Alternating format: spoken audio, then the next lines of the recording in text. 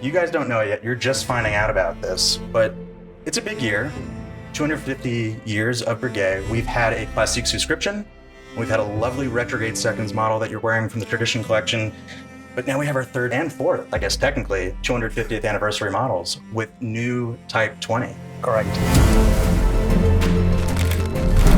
So I'm back here at the Breguet Boutique on Fifth Avenue, but this time I have a very, very special guest. I'm with the CEO of Breguet, Mr. Gregory Kissling. How are you, Gregory? Very good, Zach. Let's bring everybody up to speed on what exactly the Type 20 is and what its historic significance is. So this year we are not only celebrating the 250th anniversary of the brand, but we are also celebrating the 70th anniversary of the very first Type 20 in gold. And this is why we decided to release this very, not only one product, but actually two products, two Type 20 in Breguet Gold. And these two products are actually inspired by the very first Type 20 in gold that was born in 1955. But the Type 20 is a very important line for Breguet because this is one of the nicest tool watch we have developed back in the 50s. It was actually a request from the French military branch to offer a tool, a chronograph with a very specific function that is named retour en vol in French, or flyback function, in order to save time. So instead stopping your timekeeping and resetting your timekeeping and restarting another timekeeping with the flyback function, you save actually 3 operations in a row. So we have some specification in terms of movement, in terms also of display, and also in terms of geometry for the case, but also for the crown. And then we produce many different variations, the military option, but also the civilian option. The civilian option, yeah. And this is exactly what's about the first Type 20 in gold. The first Type 20 in gold is actually based on the civilian variation with the turning bezel and the second time zone, because it has actually a second time zone on the bezel. Yeah, so I mean, having number 1780 in front of us, it's immediately clear. I mean, you would think that this one's just worn and this one's just, fresh from the case. Yeah. It would almost be hard to tell that one's vintage, other than the fact that one's not Breguet Gold, which we'll get to in a little bit. But, with Breguet, it's always associated, of course, with, tourbillon and engine turn dials. But people don't always necessarily realize that we wouldn't necessarily have helicopters without Breguet, right? So, Breguet is very rooted in aviation. But moving on to, because of course I know you guys want to know the specs here. So what do we have with our two new Type 20s? So I know we have a 38.3 millimeter case. Is this true to the original? Exactly. The case diameter is exactly 38.3 millimeters. And in terms of thickness, it's 13.25 millimeter thick, thanks to a hand winding caliber. So this is why also we decided to introduce a brand new caliber, which is based on the latest caliber we have on the 4th generation, because as you probably know, we have different generation in the Type 20 collection. Of course. We started with the first generation in 54, and then came out the second generation, the third, and in 2023 we launched actually the 4th generation with a brand new caliber, the 728 caliber, but this caliber having a self-winding mechanism, which is not the case for the 2 anniversary products. Yeah, so I have to confess, I was outside earlier and I was talking with one of the watchmakers. So my understanding is that the caliber between 728, which is the automatic, and then we have 2 variations where I believe it's 7278 and 7279, depending on what style of counter is on the dial, whether it's 30 minutes or 15 minutes. Exactly. But really, it's not just, we took off the rotor. There's no longer the milling for the date wheel, which we'll get into that in a little bit. And of course, for the engraving that we'll also see in a little bit, to create more of a surface real estate, 2 bridges have been converted into 1. It's a 3/4 chronograph bridge, having a lot of space. And we decided to use that space to tell a story, a very interesting story, because Breguet, as you mentioned, is not only about watchmaking. There's a branch of the Breguet family that decided to develop and to build aircrafts. So as you said, 38.3 millimeter case, We've got it in Breguet Gold, which is comprised of 75% gold and then a remaining mixture of palladium, copper, and silver, or just palladium and copper? Exactly. So 4 elements. So obviously it's 18 karat gold. So that means you need minimum 75% of gold. Mm-hmm. And the idea was to develop this exclusive and unique gold alloy for the celebration of the 250th anniversary. With 250, you have 50, and 50 means also the Golden Jubilee. And we wanted also to bring back the yellow gold, but not exactly as the 3N yellow gold, but a gold that is actually inspired by the gold that used Breguet in the 18th century. And we made some measurement of the historical timepieces we have in our patrimony, and we made some measurement, and we discovered that this kind of gold were not completely yellow or not completely rose, but a bit in between. Mm-hmm. So you start with 75% of gold. This is the start point. And then we play with 25% the rest. So the copper is the only one element that gives this rose hue to the alloy. Yeah. And then the rest being silver. And the key element being the palladium.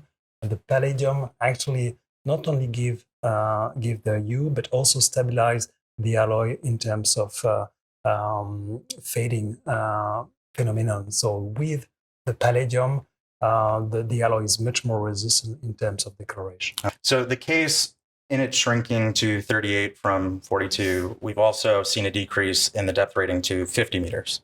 Yeah, exactly. And this is linked also to the Chevet crystal glass, also linked to the pushers.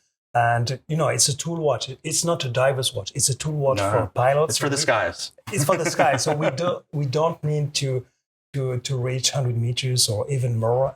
50 meters, 5 bar is absolutely enough for this kind of watch. And we prefer actually, to respect the original design, the original geometry, than improving or increasing the water resistance. Yeah. I mean, to be fair, I envy the person who would feel comfortable swimming with such a precious chronograph watch. But now let's move inward towards the dial. Yeah. So when I first saw the version we have here on the left, which is a regular production model, it is not limited, correct? It's not limited. It's not limited. Production will be limited by production will be limited, but it's not limited to a certain specific number. Okay, so limited annual production.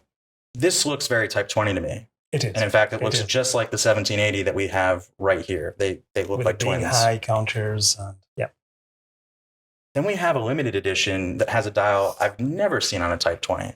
So can you walk me through the backstory of this rich silver dial that we've got here? Me neither. We never saw that dial. But what we saw is the specification of the 7080. Mm-hmm. And we actually discovered, thanks to our archives, we discovered that the 7080 was actually born with a silver dial. Wow. A solid silver dial that was completely satin brushed, featuring a 30 minutes reducer, featuring also gold applied elements, and also featuring a tachymeter. Mm. And the 7080 was actually modified. We don't know exactly when, but a few years later, the silver dial was actually replaced by a black dial. And not only the dial, also the hands were replaced and the register, because the 7080 was actually born with a 30 minutes register and then was modified with a 15-minute register with a big high display for a better readability of the tanki. I want to talk about the movement. Oh my God. Yeah. Transparent case back to see and to admire the beauty of the chronograph bridge. As we said before, we modified the 728 caliber, which is actually a brand new caliber.